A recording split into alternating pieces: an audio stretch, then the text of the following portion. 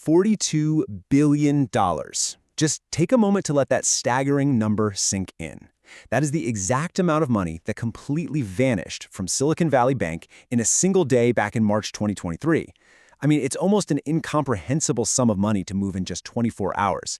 And it immediately poses this terrifying question: how is it even physically possible for a major, heavily regulated financial institution to just evaporate overnight?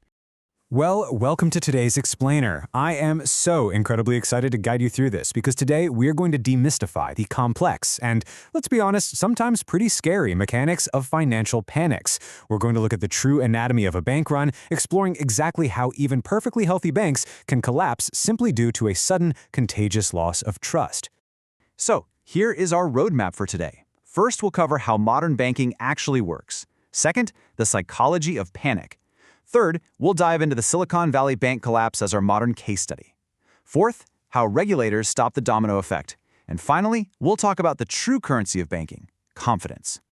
All right, part one, how modern banking works. Okay, so to understand a bank failure, we first have to totally shatter this illusion that our money just sits idle in some giant Scrooge McDuck-style vault waiting for us to come back for it. That's not how it works. Here's the core tension of all banking. On one hand, banks hold what are called liquid liabilities, things like your checking account.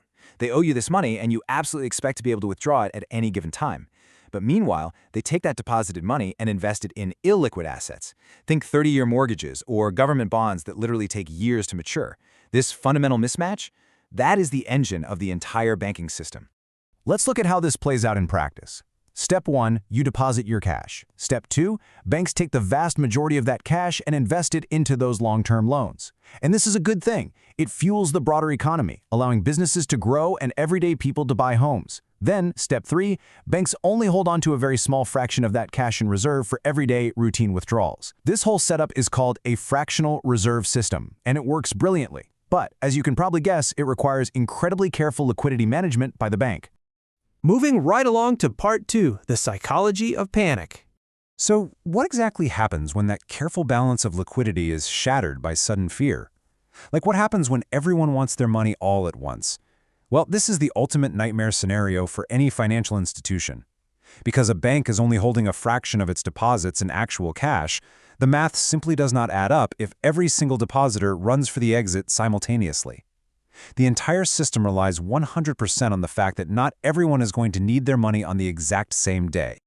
To really grasp why this is so dangerous, we have to talk about the Diamond-Dybvig model. This economic framework actually won a Nobel Prize, by the way. It basically explains that while banks provide this massive beneficial service by giving us liquid access to our cash while investing in illiquid things, that very arrangement makes them inherently vulnerable to panic. The model proves that if people merely think a bank might fail, it becomes entirely rational for you, as an individual, to run and grab your money before it's gone. Which means, and this is wild, a completely healthy bank can fail just because people think it's going to. And this vulnerability creates a vicious cycle that we can call the fear loop. It goes like this. First, a fear of insolvency spreads. Then, depositors panic and rush to withdraw their funds. But because the bank lacks the cash on hand to pay everyone, they are suddenly forced into massive fire sales of their illiquid assets at a huge loss. That creates intense liquidity pressure, which of course sparks even more fear and even more withdrawals. Ultimately, the panic itself creates the exact insolvency depositors were afraid of in the first place. It literally becomes a self-fulfilling prophecy. And you know, these runs aren't just relics from the past, like those grainy black and white photos you see from the Great Depression. During the 2008 financial crisis, massive spikes in deposit outflows hit major institutions like IndyMac and Lehman Brothers. In fact, research from the Federal Reserve Board proves that these runs are very real, they absolutely happen during bad economic times, and they're largely driven by massive, highly sophisticated depositors yanking their funds to protect themselves. Which brings us to part 3, the Silicon Valley Bank collapse. Let's apply everything we've just learned to the ultimate real-world disaster of 2023. Now, to understand SVB's collapse, we really have to look at the economic environment they were operating in. Leading up to 2023, the Federal Reserve aggressively raised interest rates to fight off inflation. But here's the catch.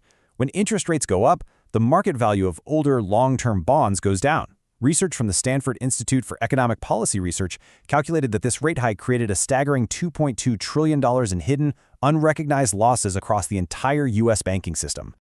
So, Silicon Valley Bank was sitting on a mountain of these devalued assets, but they also had a uniquely fragile customer base. Check this out, 92.5% of SVB's deposits were uninsured. That means these accounts far exceeded the government's $250,000 protection limit. So you had this massive base of highly sophisticated depositors, venture capitalists, tech founders, who stood to lose absolutely everything if the bank failed. They had a huge financial incentive to run at the absolute first sign of trouble. When the spark finally hit, the powder keg just blew.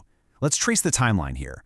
12 months prior, the Fed aggressively raises rates, silently eroding the value of SVB's assets. 48 hours prior to the collapse, SVB publicly announces a $1.8 billion loss from a fire sale of assets just to get some cash, instantly triggering the fear loop. 24 hours prior, venture capitalists tell their startup founders to pull their money out immediately. And at 0 hours, with $42 billion totally gone, regulators are forced to step in and shut the whole thing down. But here's the craziest part.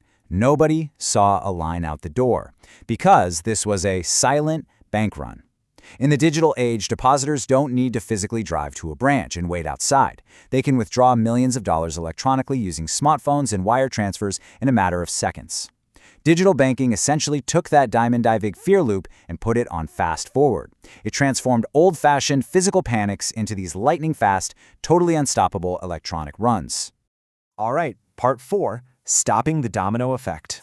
So, with panics moving at the speed of the internet these days, how do we actually prevent total systemic collapse? Well, regulators first have to make a really vital distinction between illiquidity and insolvency. See, an illiquid bank is fundamentally healthy. Its long-term assets are good, it just doesn't have the immediate physical cash on hand to pay everyone today. An insolvent bank, on the other hand, is actually bankrupt. Its underlying assets are mathematically worth less than what it owes. Now, if a bank is merely illiquid, central banks like the Federal Reserve can step in with emergency lending. They act as a lender of last resort, giving the bank the cash it needs to survive the run and effectively recycling those funds back into the system to stop the contagion in its tracks. But you know, the absolute best way to stop a run is to prevent the fear loop from ever starting in the first place. And that is the genius behind FDIC deposit insurance. By legally guaranteeing your deposits up to $250,000, the government completely removes the rational incentive for everyday consumers to run. If you know for a fact that your money is 100% safe, even if the bank literally burns to the ground, you aren't going to panic. This effectively neutralizes the fear loop for the vast majority of normal depositors. And finally, part 5, the currency of confidence. Let's zoom out for a second and look at the philosophical truth that really underpins every regulation, every economic model, and every balance sheet we've talked about today. As the World Economic Forum so elegantly notes, confidence is defined as the belief that you can have faith in or rely on something. Because despite all the advanced mathematics, despite the federal safety nets and all the complex regulations, the entire modern banking system is, at its absolute core, just a psychological construct fueled entirely by collective trust. If we believe the system works, it works. If we stop believing, it falls apart. Which leaves us with this final, kind of provocative thought. Without absolute confidence, can any financial system truly survive? The reality is, our money isn't just supported by gold in a vault or some government decree. It is supported by our shared belief in each other and the institutions we've built. And as we saw with $42 billion vanishing into thin air in a single day, that belief is both our greatest asset and, for sure, our most fragile vulnerability.